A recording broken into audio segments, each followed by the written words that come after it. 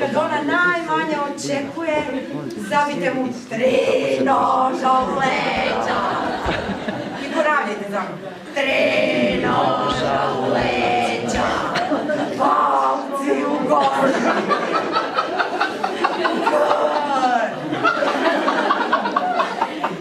Zmijate grize.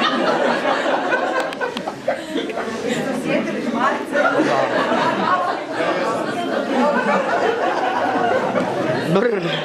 Eto, malo.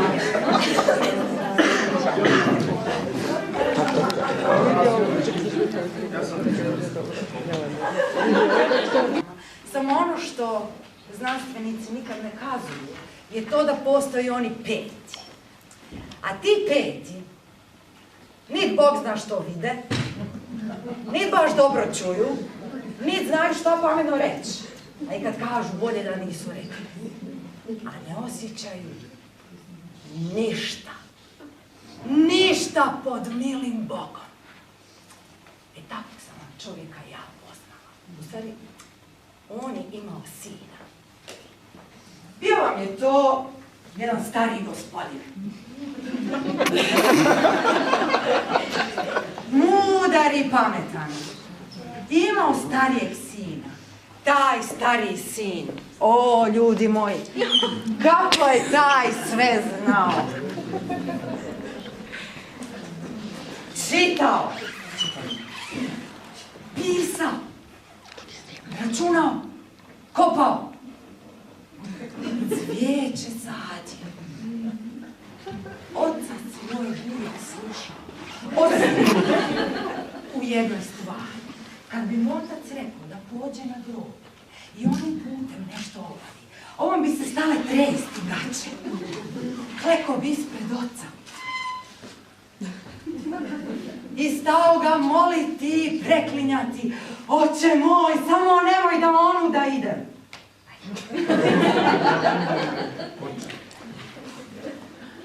Ljubo sve bi baš srnula. A imao vam taj otac i onog mlađeg sina.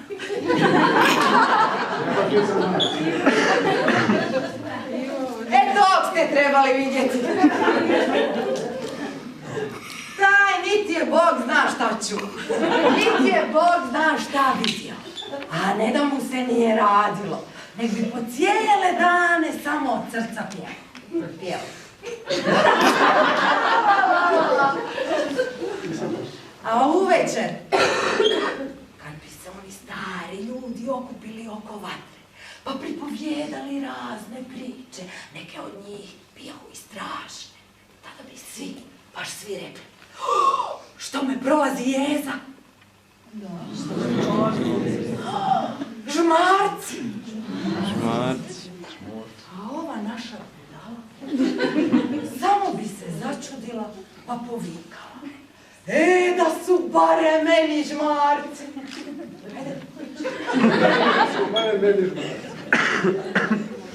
Svi oni ljudi tužno bi gledali njegova oca. Tužno gledajte oca. Čovjek ni kriv ni dužan. Jednog starijeg sina dobio pametnog. A ovo glupog ko noć. Ništa zna. I jedino što želi u životu su žmarci.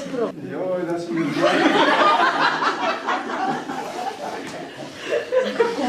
Kao konobarica bila stvarno, prava žena iz naroda. Čuo ona za žmarce, pa se htjela našalit sa momkom, pa mu ovako rekla.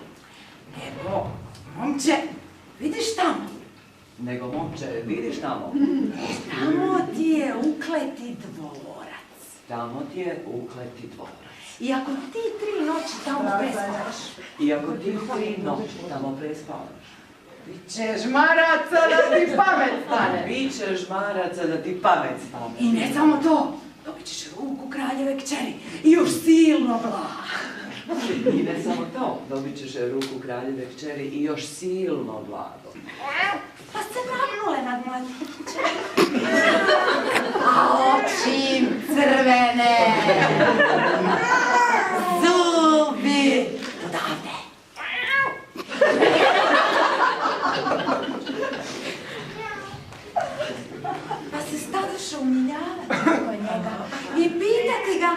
Jel bi se ti s nama kartao?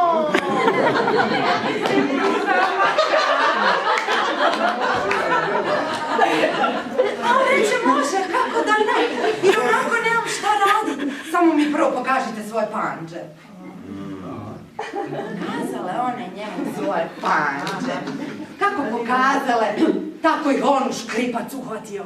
Kako uhvatio, jednim potezom sak, panđe odrezao. Sak.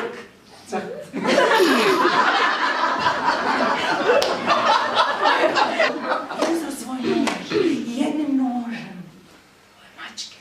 Sak. Života riješio. Kako riješio, nestadoše one i tog trena iz svih zidova stadoše kuljati. Psi ludi, mačke, zvijeri, javljati svojim džavolskim glasovima. Pa vjedro vode.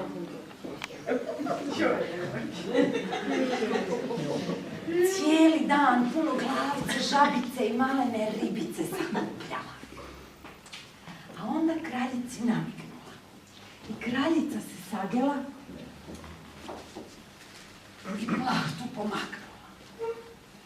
Kako plahtu pomaknula, tako sluškinjica došla i vjedro vode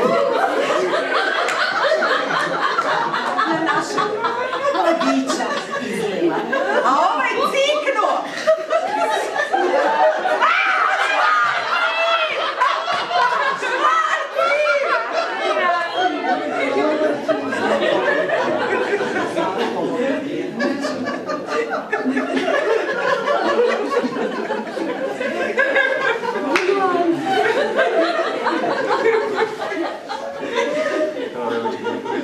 A onda svoje sunce sjajno ugledao, pa ju obgrlio i povikao.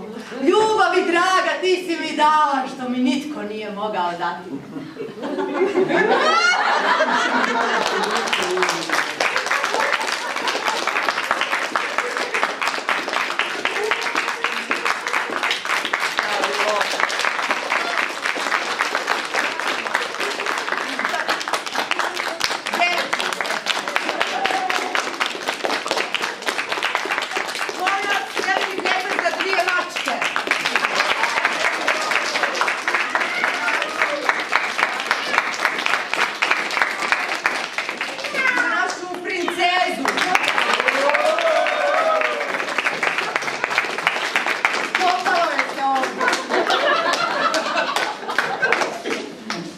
Za gadnu babu.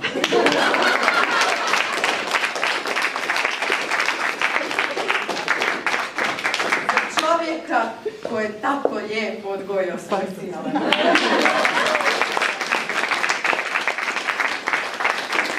Za slučajnog prolaznika.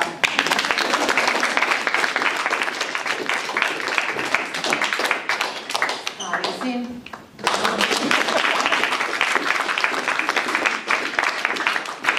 Brgada Krmari.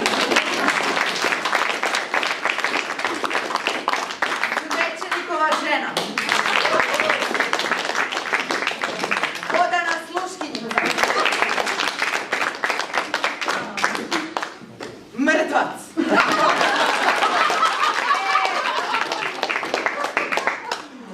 Gorostas.